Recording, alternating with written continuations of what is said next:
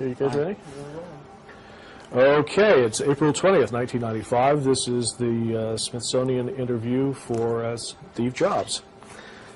Okay, I'd like to begin, Steve, with some background biographical information. Tell us about when you were born, where, your parents, your family, Sure. childhood memories.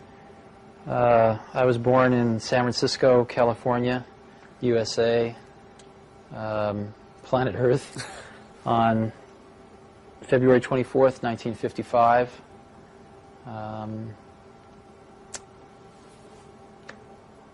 I could go into a lot of details of my youth, but I don't know that anybody would really care about that too much. Well, it might in 300 years, because all this print's going to disintegrate. Tell me a little bit about your parents, your family. What are the earliest things you remember?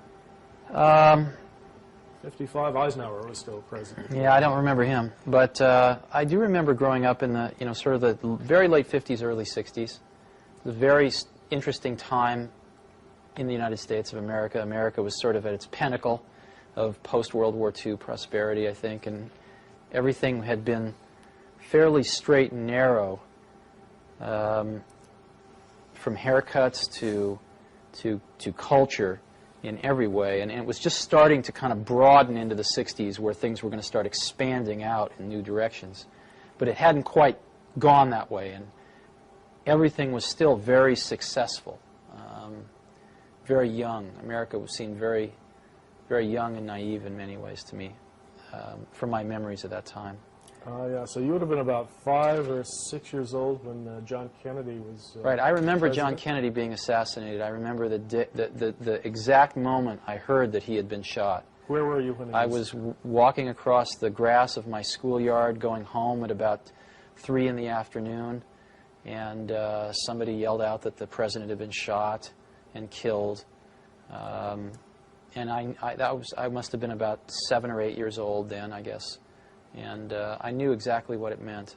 I also remember very much the Cuban Missile Crisis. I probably didn't sleep for 3 or 4 nights because I was afraid if I went to sleep I wouldn't wake up. And I absolutely, even at, I guess I was about 6, 7 years old. Yeah. Again, I understood exactly what was going on. I think everybody did. And it was really a terror that I will never forget in my life, and probably has never really left. And I think that everyone felt it at that time. Oh, yeah. Those of us who were older, I remember being in high school and making plans of where we'd meet if the country was devastated. It was a strange, strange time. One of the things we're trying to get a handle on is sort of passion and power, and early things that you were passionate about, that you were really interested in, that you think. Well, I was very lucky. I had a father named Paul who was a pretty remarkable man. He'd never graduated from high school. He joined the Coast Guard in World War II and ferried troops around the world for General Patton, I guess. And I think he was always getting into trouble and getting busted down to what's private, I think, is the lowest, right? Yeah. But he was a machinist by trade, and worked very hard, and was kind of a genius with his hands. And he had a workbench out in the garage where, when I was about 5 or 6, he sectioned off a little piece of it and said, "Steve, this is your workbench now." And he gave me some of his smaller tools, showed me how to use a hammer and a saw and how to build things. And it really was very good for me. He spent a lot of time with me teaching me how to build things, take things apart, put things back together. And one of the things that he touched upon was electronics. He did not have a deep understanding of electronics himself, but he'd encountered electronics a lot in automobiles and other things that he would fix. So he showed me the rudiments of electronics, and I got very interested in that. And then I grew up in Silicon Valley. My parents moved from San Francisco to Mountain View when I was 5. My dad had gotten transferred. And that was right in the heart of Silicon Valley.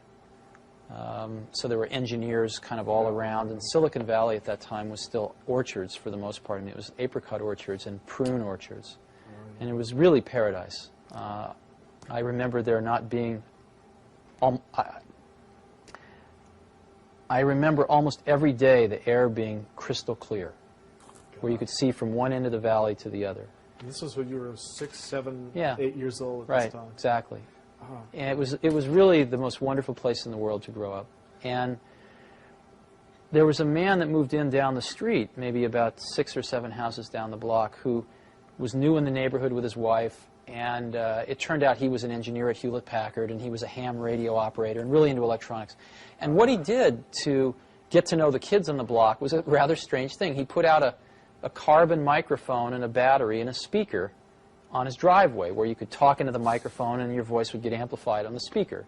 It's kind of a strange thing to do when you move into a neighborhood, but that's what he did. This is great. And I, of course, started messing around with this, and I'd always been taught that you needed an amplifier to amplify the voice of a microphone for it to come out of a speaker. Oh, yeah. My father had taught me that, so I went home and proudly announced to my father that he was all wrong and that this man up the block was amplifying voice with just a battery. My father told me I didn't know what I was talking about. We got into a very large argument about this, so I dragged him down and showed him this, and he himself was a little befuddled. And I got to know this man whose name was Larry Lang, and he taught me a lot of electronics, too. He was great. And he used to build, you know, Heath kits, which they don't really have anymore, but Heath kits were really great. These Heath kits were these products that you would buy in kit form. You'd actually pay more money for them than you would if you just went and bought the finished product, if it was available. But these Heath kits would come with detailed manuals and on how to put this thing together, and all the parts would be laid out in a certain way and color-coded, and you'd actually build this thing yourself. And I would say that gave one several things. It gave one an understanding of what was inside a finished product and how it worked, because it would all include a theory of operation. But maybe even more importantly, it gave one the sense that one could build the things that one saw around oneself in the universe. I mean, you see, these things were not mysteries anymore. When you looked at a television set, you would think, well, I haven't built one of those, but I could. There's one of those in the Heathkit catalog, and I built 2 other Heathkits, so I could build a television set. I could build, you know, things became much more clear that they were the results of human creation, not these magical things that just appeared in one's environment and one had no knowledge of their interiors. So it gave one a tremendous degree of self-confidence that through exploration and learning one could understand seemingly very complex things in one's environment. And so, you know, that was my childhood was very fortunate in that way. Yeah, I had a rough time in school. It sounds like you were really lucky to have your dad as both a sort of a mentor and a hero. And I was going to ask you about school. What was the formal side of your education like? Good, bad, School was pretty hard for me at the beginning. My mother had taught me how to read before I got to school, and so when I got there, I really just wanted to do 2 things. I wanted to read books, because I loved reading books, and I wanted to go outside and chase butterflies and do all the things that, you know, 5-year-olds like to do. And I encountered authority of a different kind than I'd ever encountered before, and I did not like it. And they almost got me. They came this close to really beating any curiosity out of me. By the time I was in 3rd grade, I'd had a good buddy of mine, Rick Ferrantino, and the only way we had fun was to create mischief. And we used to do things like, I remember one time we traded everybody. There was a big bike rack where everybody put their bikes, maybe 100 bikes in this bike rack, and we traded everybody our lock combinations for theirs on an individual basis, and then went out one day and put everybody's lock and everybody else's bike, and it took them until about 10 o'clock that night to get all the bikes unsorted and stuff like that. We'd set off explosives in teachers' desks and stuff, and it was pretty serious. We got kicked out of school a lot.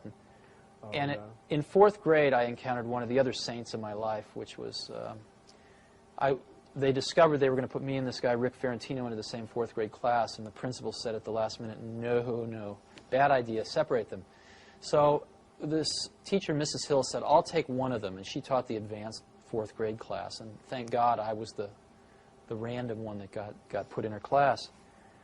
And she watched me for about 2 weeks, and she then approached me. She said, Stephen, I'll tell you what, I'll make you a deal. I have this math workbook, and if you take it home and finish it on your own without any help, and you bring it back to me, if you get it 80% right, I will give you $5 and one of these really big suckers. She bought it. She held it out in front of me, one of these giant things. And I looked at her like, are you crazy, lady? You know, nobody's ever done this before. And, of course, I did it. And she basically bribed me back into learning with candy and money. And what was really remarkable was that, you know, before very long, I had such a respect for her that I sort of reignited my desire to learn. And she was remarkable. She got me kits for making cameras. You know, I ground my own lens and made a camera, and it was really quite wonderful. And I think I probably learned more academically that 1 year than I've ever learned in my life. And it created problems, though, because when I got out of 4th grade, they tested me and they decided to put me in high school. And my parents said no, thank God. They said you can skip 1 grade, but that's all. But not to high school. But not to high school. No way, no how. Oh, that's good. And I found skipping 1 grade, you know, to be very troublesome in many ways. That was plenty enough. And but it did create some problems. I'm going to get myself a little out of order here, but this seems like such a good place to talk about it. Is your experience in that 4th grade class, and do you think that had a major impact on your own interest in education? I mean, if there's anyone in the computer industry that's associated with computers and education, it's got to be you and Apple. I'm sure it did, but you know,